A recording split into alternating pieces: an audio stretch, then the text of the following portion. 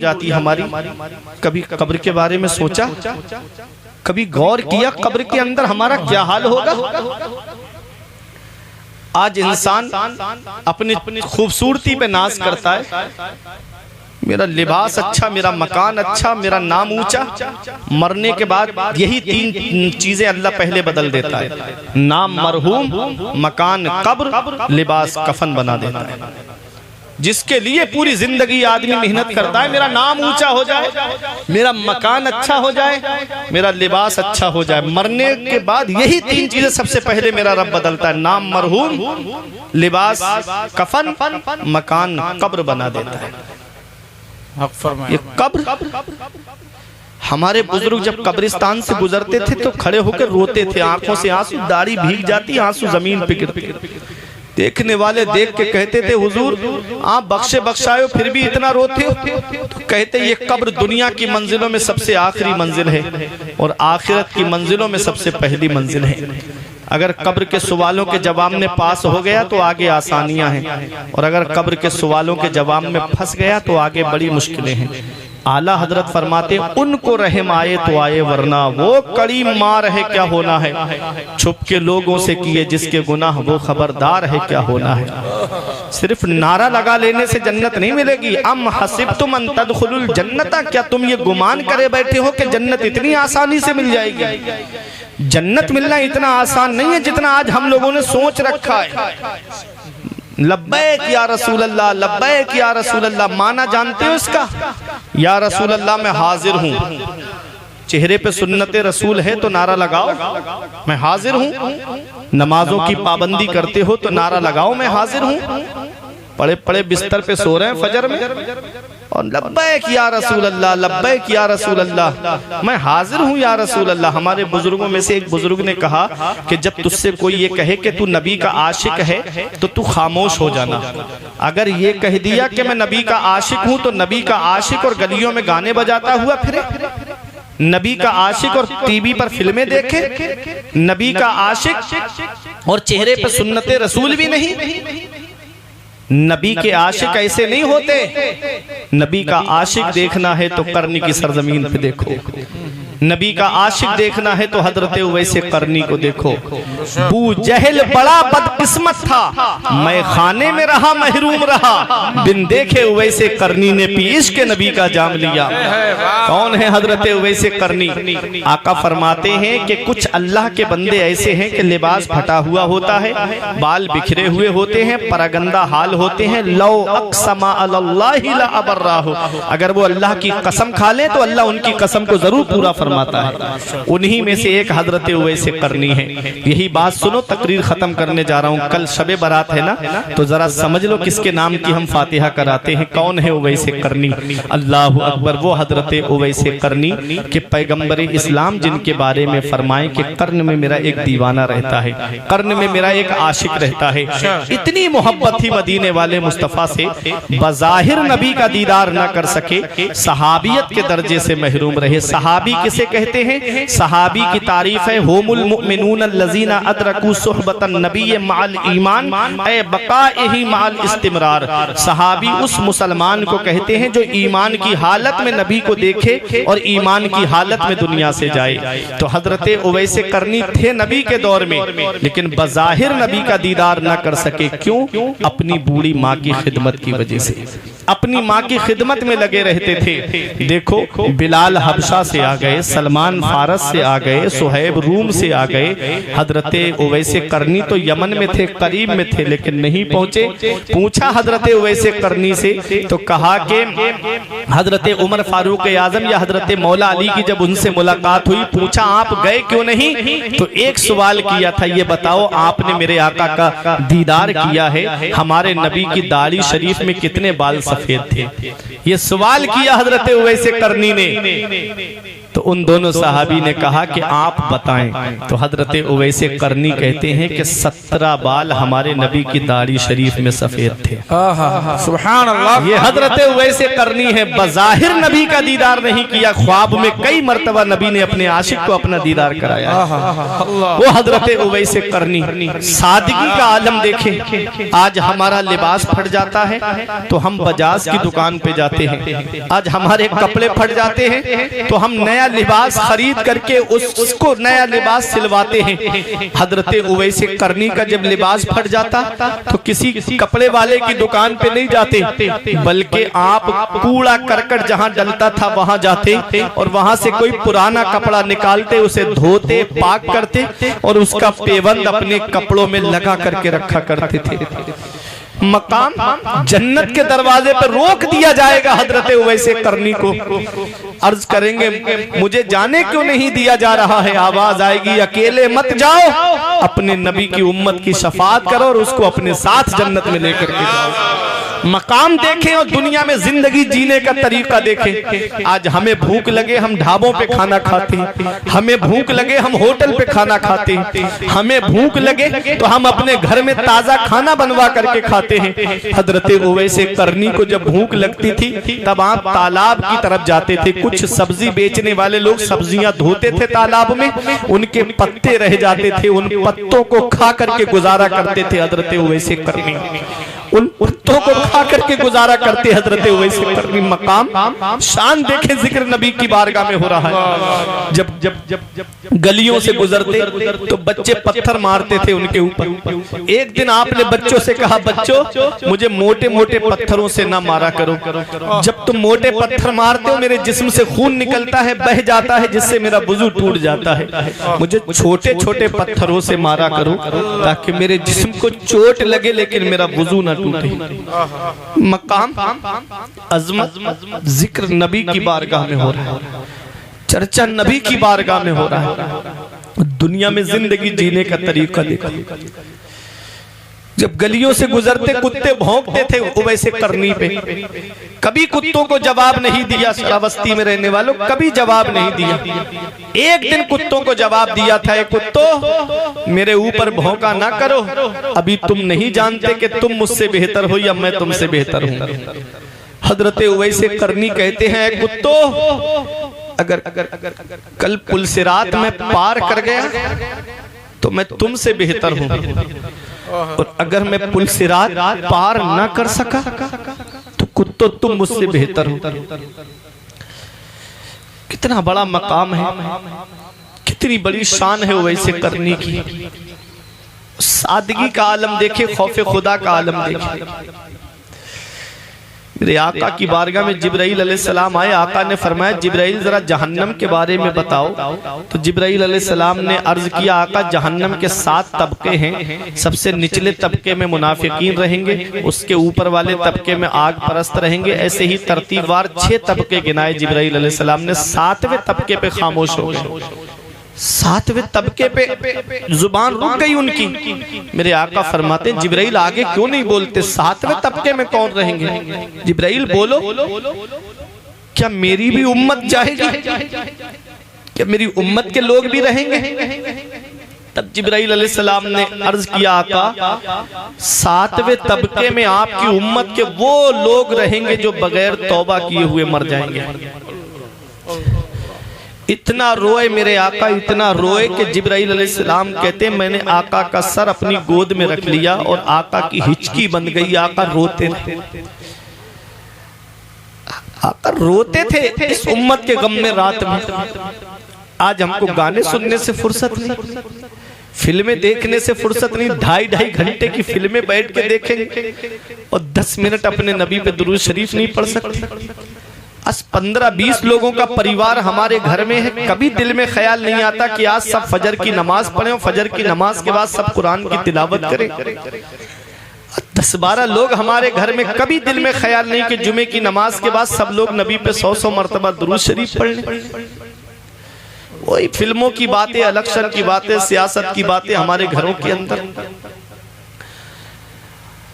मेरे आका हुजूर सल्लल्लाहु अलैहि वसल्लम रोते थे इस उम्मत के गम में।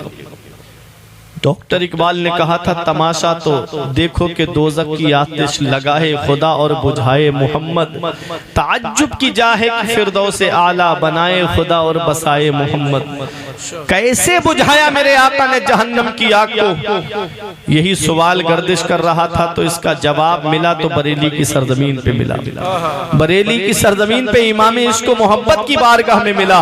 हमने कहा मेरे आका इमाम अहले सुन्नत जरा ये बताएं आका ने जहन्नम की आग को कैसे बुझाया, तो जवाब मिलता है अल्लाह क्या जहन्नम अब भी ना सर्द होगा, रो रो के मुस्तफा ने दरिया बहा दिए हैं, रो रो के मुस्तफा ने दरिया बहा दिए हैं। ये सोशल मीडिया पे माफीनामे, कल शबे बारात है, माफीनामे चालू हो गए व्हाट्सएप पे आना कि शबे बारात आ रही है मुझे माफ कर देना, शबे बारात आ रही है मुझको माफ कर देना।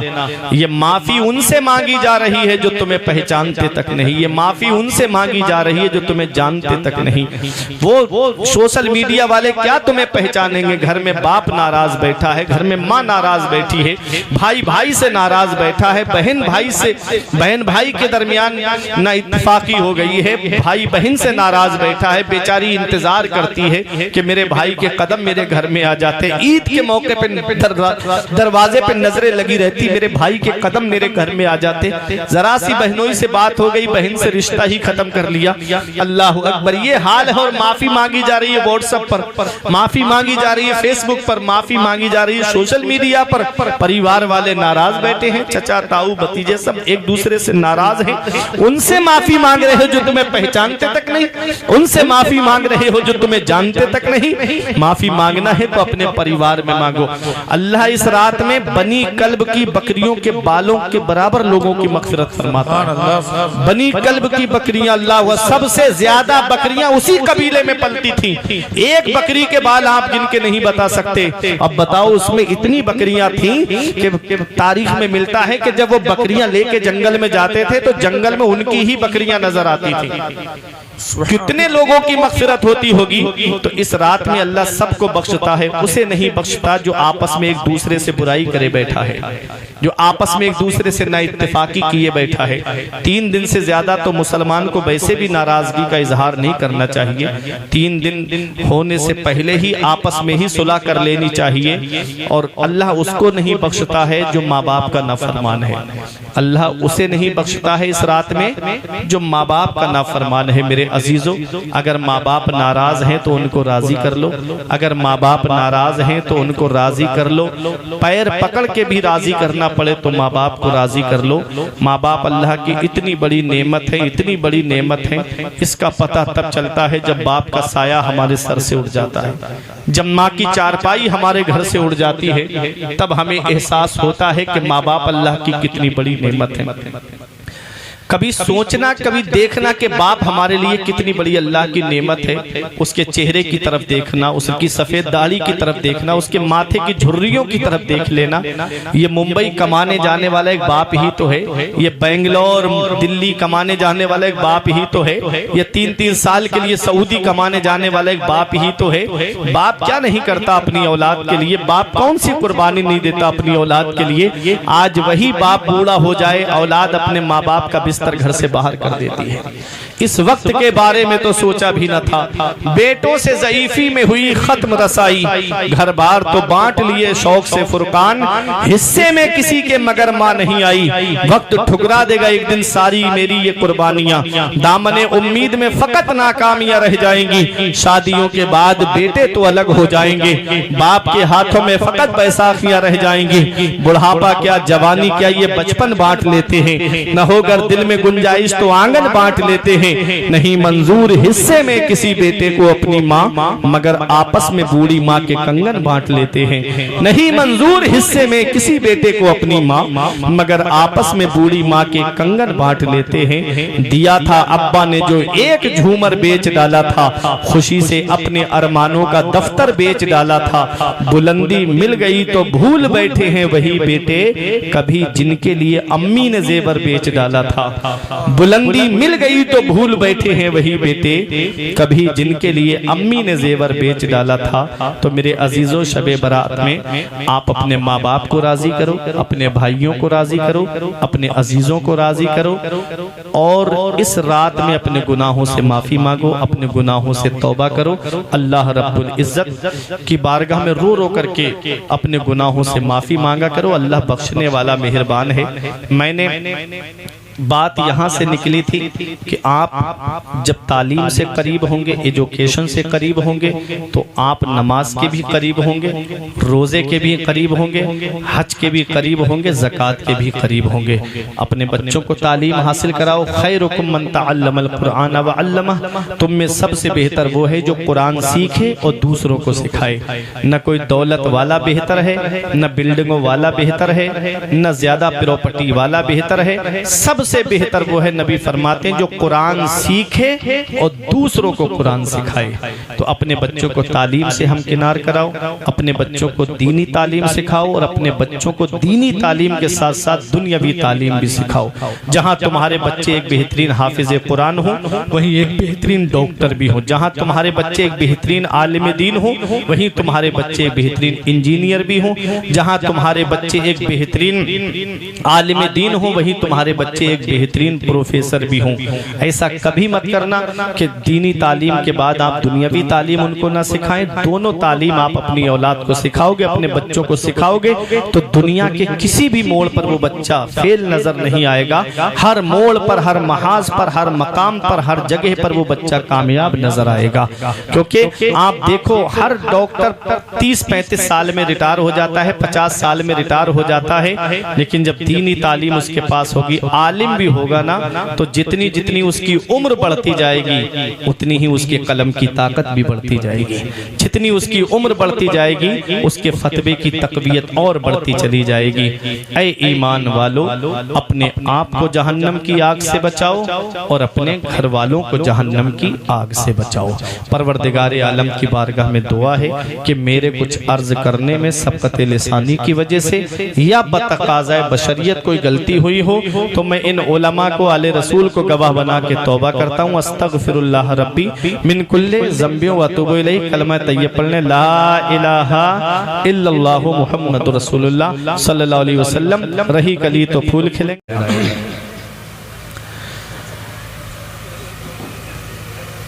कुछ हमारे अजीज पीछे बैठे हुए हैं और ये छोटे छोटे बच्चे आगे बैठे हुए हैं। बच्चे पहले ही से आगे रहे हैं, लेकिन क्या अच्छा होता अगर बड़े आगे जो हमारे अजीज समझदार लोग पीछे बैठे हुए हैं वो आगे आ जाते हैं। सबसे बड़ी खुशी की बात ये है, आ जाए ये उलमाए किराम आते हैं तो जलसा कामयाब होता है। नकीब अहले सुन्नत आए तो जलसा कामयाब होता है। शोरा हजरात आए तो जलसा कामयाब होता है। मेरे जैसा कम इल्म आए तो जलसा कामयाब होता है। और जब आले रसूल की आमद हो जाए तो वो जलसा मकबूल हो जाता है, जलसा कबूल हो जाता है। तो आप लोग बहुत किस्मत वाले हो, जितने लोग आप यहाँ बैठे हुए हो, इतने लोग तो बाहर स्टेशन और एयरपोर्ट पे सिर्फ हजरत के इस्तकबाल के लिए खड़े रहते हैं। जी जी, तो आप लोग किस्मत वाले हो कि आले रसूल की आमद हो गई। और कितनी देर से बैठे हैं हजरत, ये तो मैं भी जानता हूँ और आप भी जानते हो। ये तो हजरत का अखलाक है, हजरत की आदत करीमाना है कि हजरत अपनी मोहब्बतों से नवाज रहे हैं। वरना आप हजरात गाहे व गाहे देखते होंगे कि पीर हजरात की आमद आखिरी वक्त में होती है, और बस दुआ की और अपने घर का रास्ता लिया। इल्ला माशाअल्लाह, मैं सबको नहीं कहता, लेकिन मैं बलरामपुर इलाके में, गोंडा इलाके में, बहराइच शरीफ के इलाके में, जहां मेरी किस्मत का सितारा बुलंद होता है, जहाँ हजरत की आमद होती है वहाँ मैंने देखा है कि हजरत काफी वक्त से मिंबर नूर पे तशरीफ फरमा होते हैं और उलमा और शोरा को अपनी दुआओं से नवाजते हैं। तो आले रसूल यहाँ काफी देर से तशरीफ फरमा है और आप लोग थोड़ी सी देर के लिए जलसे में नहीं बैठ सकते। नारा लगाएंगे कि नबी के नाम पे गर्दन कटा देंगे, यही तो नारा लगता है। मौलाना अबरार साहब चले गए? अच्छा, अल्लाह सलामत रखे, आपको शिफा अता फरमाए। जी जी माशाअल्लाह, बहुत काबिल शख्सियत है मौलाना अबरार साहब भिंगा, माशाअल्लाह। इधर आले रसूल के बराबर आपके पास जी नहीं, आले रसूल, इनके कदमों में जगह मिल जाए आले रसूल के। आप हज़रात थोड़ा सा अगर जहमत ना हो, एक तो उठाते हुए भी डर लग रहा है ना, रात के 2 बज रहे हैं ना, इसलिए ये भी डर लग रहा है कि अगर आपको खड़ा किया जाए तो पता नहीं कि आप लोग कहीं पीछे के रास्ते से न निकल जाओ। फिर भी जिसकी किस्मत में होगा वो रुकेगा। आप हजरात जो हमारे अजीज पीछे बैठे हुए हैं, गुजारिश है कि आप हजरात आगे आ जाएं। अब आले रसूल की दुआ होगी, जहां 40 लोग होते हैं उसमें कोई एक ऐसा अल्लाह का बंदा होता है जिसकी दुआ अल्लाह कबूल फरमाता है। यहाँ अल्हम्दुलिल्लाह काफी लोग हैं, आगे आ जाएं, आले रसूल के चेहरे की जियारत करीब से करें। ये हमारे उलमा तशरीफ फरमा है। अन नजरो इला वजहिल आलिम इबादा, आलिम का चेहरा देखना इबादत है, और चेहरा करीब से अच्छा दिखता है ना कि दूर से अच्छा दिखता है। थोड़ा तशरीफ रखें। ये जो हमारे अजीज बैठे हुए हैं, अभी एक भाई हमारे वो दूर मोबाइल लेकर के बैठे हैं, 3 चैनलों पे लाइव चल रहा है। कल को घर जाकर के अपने आराम से लेट के देखना। थोड़ा सा आगे आ जाए, अभी जो बयान किया जा रहा है आप उसको सुन लें, कुछ नसीहत की बातें आ जाए। बड़ी मेहनत की है कमेटी के नौजवानों ने, अल्लाह इन सबको सलामत रखे। आइए अहले सुन्नत वल जमात के तरीके के मुताबिक सबसे पहले मुस्तफ़ा जाने रहमत, शम्ए बज़्मे हिदायत, काबे के बदरुद्दुजा, तैबा के शम्सुद्दोहा, दाफ़िए जुमला बला, शाफ़िए रोज़े जज़ा, यानी सबसे औला व आला, सबसे बाला व बाला, अपने मौला का प्यारा, दोनों आलम का दूल्हा, जाने मसीहा, रहमत का दरिया, गमज़दों का सहारा। जिस नबी की अज़मत व शान को बयान करते हुए मेरा इमाम फरमाता है, सरवर कहूँ के मालिको मौला कहूँ तुझे, सरवर कहूँ के मालिको मौला कहूँ तुझे, बागे खलील का गुले ज़ेबा कहूँ तुझे, तेरे तो वस्फ ऐबे तनाही से हैं बरी, हैरा हूँ मेरे शाह मैं क्या क्या कहूँ तुझे। आखिर रज़ा ने खत्म सुखन इस पे कर दिया, खालिक का बंदा खल्क का आका कहूँ तुझे।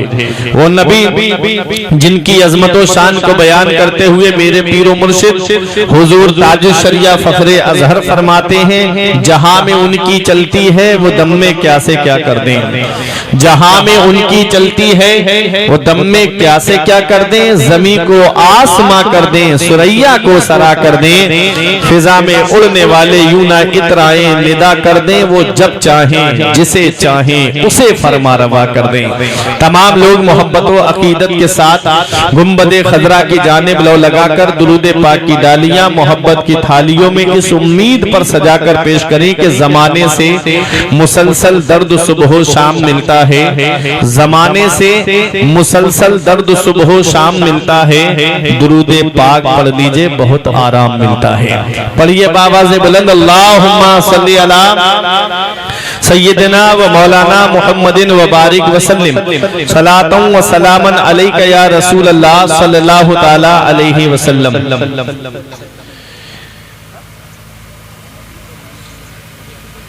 तेरे आमाल ऐसे हों जहां में नाम हो जाए, तेरे आमाल ऐसे हों जहां में नाम हो जाए, तेरा हर लफ्ज उम्मत के लिए पैगाम हो जाए। तेरे आमाल ऐसे हो जहां में नाम हो जाए, तेरा हर लफ्ज उम्मत के लिए पैगाम हो जाए, बना किरदार को भी मिसल उस मंजिल पे पहुंचा दे कि तुझको गैर देखे काइले इस्लाम हो जाए। बना किरदार को बेमिसल उस मंजिल पे पहुंचा दे कि तुझको गैर देखे कायदे इस्लाम हो जाए। तेरे होठों पे जमाने की बुराई कैसी, एक कतरे की समंदर से लड़ाई कैसी, अपनी बिगड़ी हुई औलाद पे रोने वाले कुछ जरा सोच खिलाई थी कमाई कैसी। अपनी बिगड़ी हुई औलाद पे रोने वाले कुछ जरा सोच खिलाई थी कमाई कैसी। एक मिनट भी आपका जाय नहीं। ये उलमा तशरीफ फरमा है, हजरत अल्लामा मौलाना शाहिद रजा साहिब किबला, हजरत मौलाना अबरार साहिब किबला और आले रसूल की मौजूदगी है। उलमाए बाअमल यहाँ पे तशरीफ फरमा है। इमाम हसन फरमाते हैं लौलल उलमाउल सारन नासु मिसलल बहाइम, अगर आलिम न होते तो कौम जानवरों की तरह हो जाती। इमाम हसन ने क्या फरमाया, अगर आलिम न होते लौलल उलमाउल सारन नासु मिसलल बहाइम, अगर आलिम न होते तो कौम जानवरों की तरह हो जाती। अल्लामा जलालुद्दीन सयूती अलैहि रहमा फरमाते हैं मन नजरा इला वजहिल आलिमी नजरा, जिसने आलिम के चेहरे की तरफ मोहब्बत से देखा, खलक़ल्लाहु तआला मिन तिलका नजरती मलका, अल्लाह तबारक व तआला उस मोहब्बत नजर की वजह से एक फरिश्ते को पैदा फरमाता है। यस्तगफिरु लहू इला यौमिल क़ियामा, जो आलिम के चेहरे की तरफ मोहब्बत से देखने वाले के लिए बख्शिश और मगफिरत की दुआ करता रहता है क़यामत तक। तो कितना बड़ा मकाम है आलिमों का, कितनी बड़ी शान है आलिमों की। पैगंबर इस्लाम ने इरशाद फरमाया फकीहुन वाहिदुन अशद्दु अला शैतान मिन अल्फे आबिद। नबी फरमाते हैं कि एक आलिम, एक फकीह शैतान पर 1000 आबिदों से ज्यादा भारी है। शेख सादी फरमाते हैं बगैर अमल, बगैर इल्म का आबिद बगैर दरवाजे के घर की तरह है। और फरमाते हैं बगैर अमल का आलिम बगैर फल के दरख्त की तरह है, कि लोग उसके नीचे बैठ करके आराम तो ले रहे हैं, साए में उसके बैठ करके फायदा तो हासिल कर रहे हैं, दरख्त को खुद कोई फायदा नहीं।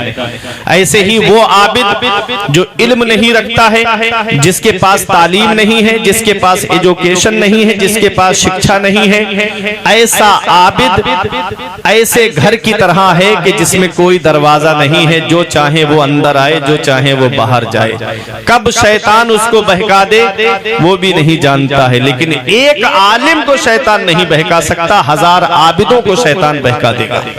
तो आलिम, अल्लाह रब्बुल इज्जत ने जिनको इल्म की दौलत से नवाजा है, उनका मकाम बुलंद है, उनका मर्तबा बुलंद है, उनकी शान बुलंद है। पैगंबर इस्लाम ने फरमाया था उदु आलिमन औ मुतअल्लिमन औ मुस्तमिअन औ मुहिब्बन फला तकुनिल खामिस फतहलिक। नबी फरमाते तू सुबह इस हाल में कर कि तू आलिम हो जा, या तो आलिम बन जाओ, और आलिम नहीं बन सकते तो नबी फरमाते हैं इल्म हासिल करने वाले बन जाओ।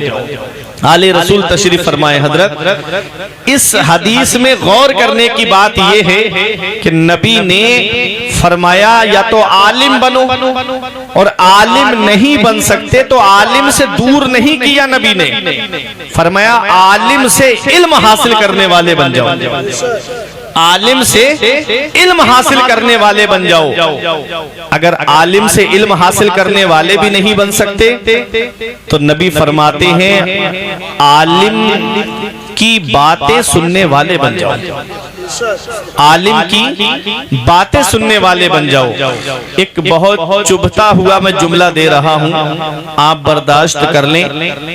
मैं किसी का मुखालिफ नहीं हूं, लेकिन अक्सर जगहों पे मैं देखता हूं कि नात खानी जब होती है तो उसके बाद आदमी अपने घर का रास्ता ले लेता है, आलिम बैठा रहता है। आलिम की बातें ये सुनना जो है ना, ये कयामत के दिन तुम्हारे काम आएगा। किताबुल कलयुबी में मैंने एक हिकायत पढ़ी थी कि कयामत के दिन एक ऐसे बंदे को लाया जाएगा कि जिसके लिए जहन्नम का टिकट कट जाएगा, कैसे ले जाओ जहन्नम में। रब की रहमत तो बहाना ढूंढती है, रहमत हक बहाना मी जोयद, अल्लाह की रहमत तो बहाना ढूंढती है। रब फरमाएगा इसे वापस लाओ, उस बंदे को वापस लाया जाएगा। रब उस बंदे से फरमाएगा क्या तू आलिम है? वो कहेगा मौला मैं आलिम नहीं हूँ। वो कहेगा मैं आलिम नहीं हूँ। रब फरमाएगा क्या तू आलिम है? वो कहेगा मौला मैं आलिम नहीं हूँ। रब फरमाएगा क्या आलिम से इल्म हासिल किया?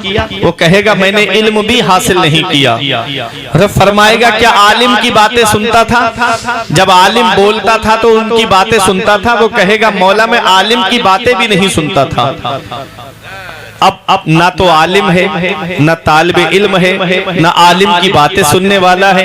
रब की रहमत तो बहाना ढूंढती है। रब फरमाएगा क्या तू आलिम से मोहब्बत करता था? क्या आलिम से मोहब्बत करता था?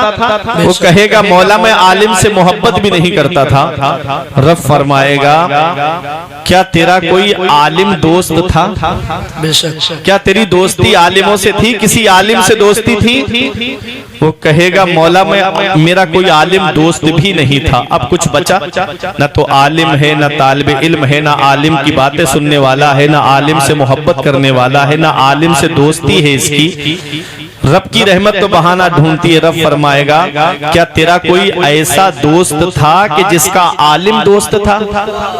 सुभान अल्लाह। वो कहेगा मौला मेरा एक दोस्त था जिसका आलिम दोस्त था। रब फरमाएगा जब मैंने उसी के सदके में तुझको बख्श दिया। सुभान अल्लाह, सुभान अल्लाह। मैंने उसी के सदके में बख्श दिया। नारे तकबीर, नारे रिसालत, मसलके आला हज़रत फैज़ाने हुजूर ताजुश शरिया।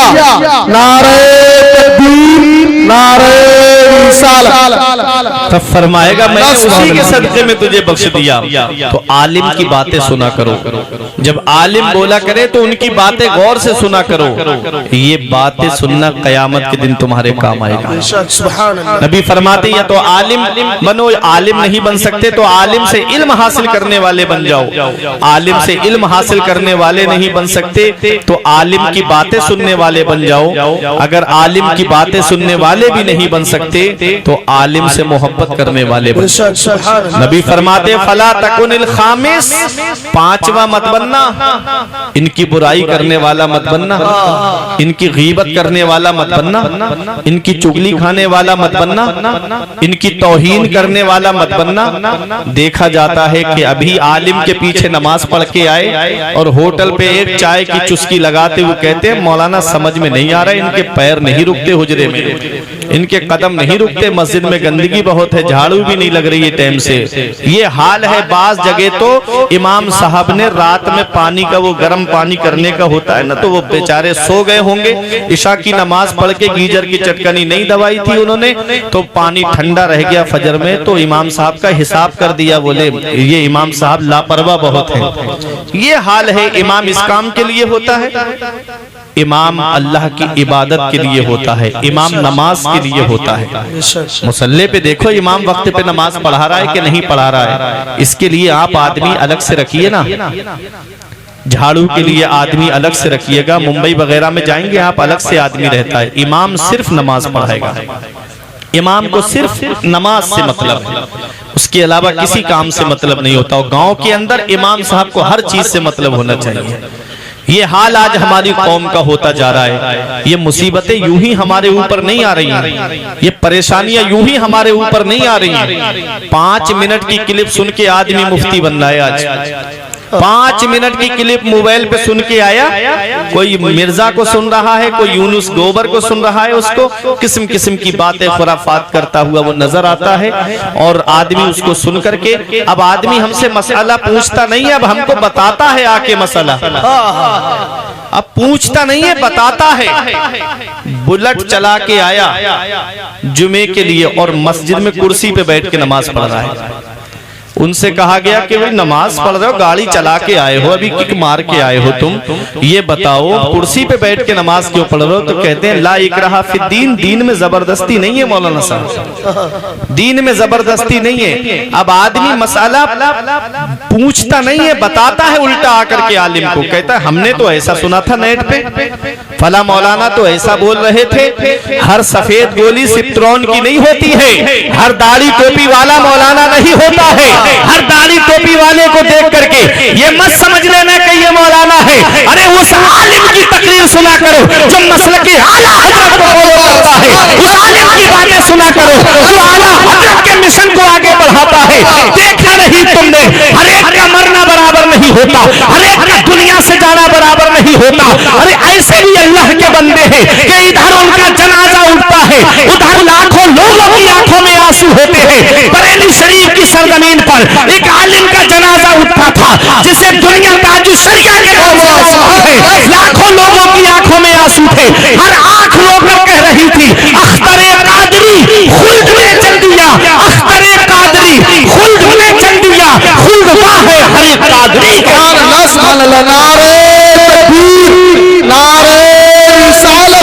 मसलके आला हजरत फैजाने हुजूर ताजुश्शरिया, फैजाने हुजूर ताजुश्शरिया हजरत अल्लामा फरमान रज़ा मंसरी अज़मते आलिम दीन नारे तकबीर हुजूर सैयदी अहमद रज़ा साहब किबला नारे तकबीर नारे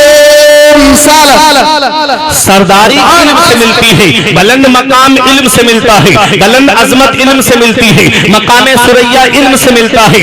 आदमी फाइजुल मुराम इल्म की वजह से होता है, तकर्रुब इल्लाह की मंजिल पर गामजन इल्म की वजह से होता है। आज इल्म से दूर होते जा रहे हैं हम, तालीम से दूर होते जा रहे हैं हम, एजुकेशन से दूर होते जा रहे हैं हम।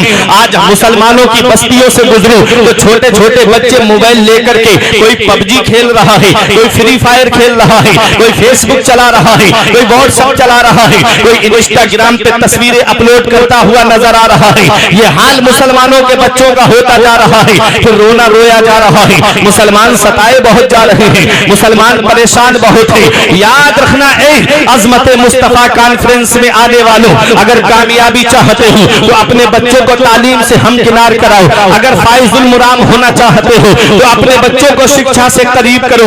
आपको मैं बताता हुआ चलूं, छोटा सा मुल्क है जापान, तुमने देखा नहीं 57 ममालिक के पास में इतनी यूनिवर्सिटीज नहीं है जितनी तनहा जापान के पास में यूनिवर्सिटी आज मौजूद है।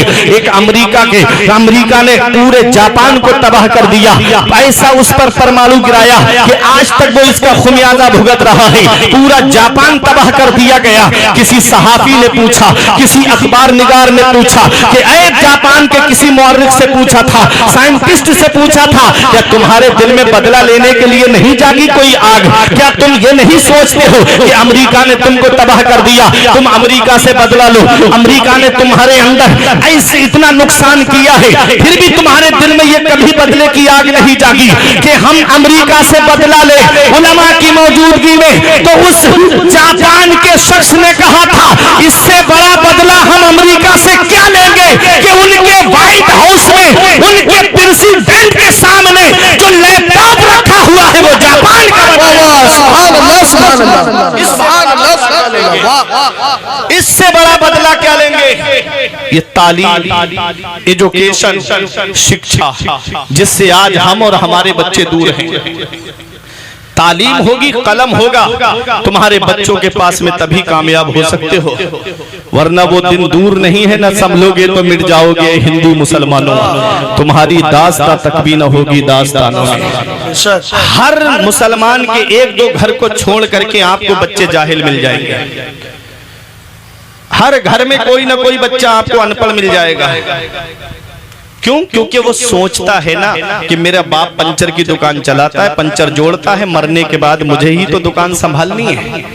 उसके जहन में ये बात बैठ चुकी है कि मेरे बाप के पान लगाने की दुकान है, बाप के मरने के बाद मुझे उसी दुकान पे बैठना है। वो मुर्गा का बाल कटवाएगा, बुलेट पे कानों में ब्लूटूथ ईयरफोन लगाएगा, तेज गाड़ी दौड़ाता हुआ रोड पे घूमता नजर आएगा। ये मेरी कौम का बच्चा, क्योंकि वो सोचता है ना कि मुझे उसी दुकान पे बैठना है। ऐ लोगों, कब तक दूसरों की गाड़ियों के पंचर जोड़ते रहोगे? कब तक दूसरों के लिए पान लगा करके देते रहोगे? नबी ने ये दीन तुम्हें पंचर जोड़ने के लिए नहीं दिया है, बल्कि इस दीन को इसलिए अता किया है ताकि इस दीन पर अमल करके तुम दुनिया में क़यादत कर सको। लेकिन ये दीन आज हम हासिल नहीं करते, इल्म हम हासिल नहीं करते, तालीम हासिल नहीं करते। आज हम एजुकेशन से दूर हैं, आज हम शिक्षा से दूर हैं। ऐ मेरे प्यारे मुसलमानों, मैं आपको बताता हुआ चलूं कि जहां आप अपने बच्चों को दीनी तालीम दे रहे हैं, वहीं दुनियावी तालीम भी बहुत जरूरी है। आज के इस दौर में जहां हम अपने बच्चों को दीनी तालीम दें, वहां हम अपने बच्चों को दुनियावी तालीम से भी हमकिनार कर रहे हैं। क्यों? इसलिए कि अगर तुम्हारे बच्चों के पास में दुनियावी तालीम और दीन की तालीम दोनों तालीमें होंगी, तो कौम भी चाहती है कि कौम को ऐसा डॉक्टर मिल जाए जो किसी मेडिकल वाले से कमीशन न खाए, बल्कि गरीबों की मदद करता नजर आए। जब तुम्हारे बच्चों के पास कुरान और हदीस की तालीम होगी, उसके बाद वो डॉक्टर बनेंगे तो किसी की किडनी बेचते नजर नहीं आएंगे, बल्कि गरीबों की मदद करते हुए नजर आएंगे। जब दीन की तालीम हासिल करने के बाद दुनियावी तालीम बच्चे हासिल करेंगे, तो वो इंजीनियर भी बनेंगे तो मोरवी जैसे पुल पास नहीं कराएंगे। जब दीन की तालीम के साथ साथ जब दुनियावी तालीम हासिल करने के बाद में जब तुम्हारे बच्चे अगर प्रोफेसर भी बनेंगे, तो किसी से घूस लेते नजर नहीं आएंगे। दीनी तालीम कितनी जरूरी है। हजरत अब्दुल्ला इब्ने मसूद की एक रिवायत है, मन अरदल इल्मा फअलैहि बिल कुरान, जो इल्म हासिल करने का इरादा करे उसे चाहिए कि वो पहले कुरान की तालीम हासिल करे, पहले कुरान की तालीम हासिल करे। ऐसा कभी मत करना कि अपने बच्चों को दुनियावी तालीम देना, दीन की तालीम ना देना, और ऐसा भी मत करना कि उन्हें दीन की तालीम देना और दुनिया की तालीम से उनको रूशनास न कराना। ऐसा नहीं करना, दोनों तालीम अपने बच्चों को सिखाओ, क्योंकि आजकल जरूरत पड़ गई है इसकी, आज जरूरत बन गई है इसकी। मदीने वाले मुस्तफा ने हजरत ज़ैद इब्ने हारिसा को हुक्म दिया था कि वो इब्रानी जुबान सीखें। इब्रानी जुबान सीखने का मतलब क्या? अरबी काफी नहीं थी, दूसरी जुबान सीखने का मतलब यह है कि अगर इब्रानी जुबान में कोई सवाल आता है तो इब्रानी जुबान में ये उसका जवाब दे सके। आज के दौर में अगर कोई दुनियावी तालीम हासिल करने वाला अगर इंग्लिश मीडियम में जाता है या हिंदी मीडियम में जाता है, दूसरी जुबान अगर हासिल करना चाहता है, तो वो अपने दीन की नशर इशाअत के लिए दूसरी जुबानों को हासिल कर सकता है। आज दीनी तालीम और दुनियावी तालीम दोनों अपने बच्चों को सिखानी है हमको। आओ अपने जहन को करीब करो। कुरान ये वो अल्लाह की किताब है जिसमें आज हर चीज का बयान मौजूद है, हर चीज का जिक्र कुरान के अंदर मौजूद है। आला हजरत अजीमुल बरकत ने कुरान की तालीम ही तो हासिल की थी। और एक रिवायत है, मन अलिमा बिमा मन अमिला बिमा अलिमा वरसल्लाहु तआला मा लम यअलम, कि जो इल्म हासिल करे और उस पर अमल करे तो अल्लाह ताला उसको वो इल्म भी अता फरमाता है जो इल्म उसने अपने उस्ताद से हासिल नहीं किया। सुभान अल्लाह। वो इल्म भी अल्लाह ताला उसे अता फरमा देता है जो इल्म उसने अपने उस्ताद से पढ़े नहीं है।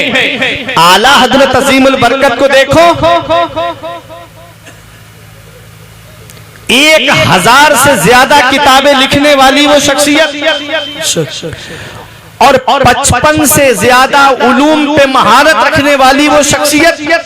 आज जिन उलूम का नाम आपने नहीं सुना होगा, आला हजरत अजीमुल बरकत उस इल्म के मूजिद नजर आते हैं। और आज जो रिसर्च किया गया है तो तकरीबन 100 से ज्यादा उलूम पे महारत रखने वाली शख्सियत को आला हजरत कहते हैं।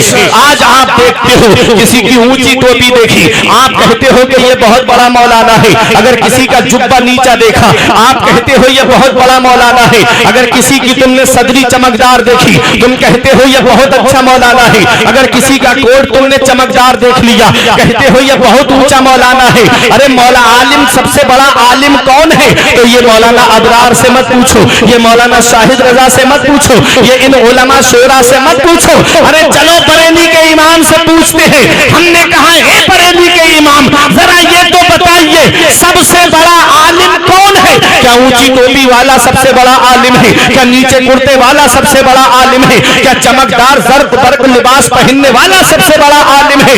या तावीज गंदे करने वाला सबसे बड़ा आलिम है? ऐ मेरे इमाम बताइए सबसे बड़ा आलिम कौन है? तो मेरे इमाम के गुंबद से आवाज आती है, सबसे बड़ा आलिम वो है जो इल्मे फिक़ह में सबसे ज्यादा महारत है। सुभान अल्लाह, सुभान अल्लाह। नारे तकबीर, नारे रिसालत, मसलके आला हज़रत, नारे तकबीर, नारे रिसालत। जो इल्मे फिक़ह में सबसे ज्यादा महारत रखता हो वो सबसे बड़ा आलिम है, वो सबसे बड़ा आलिम है।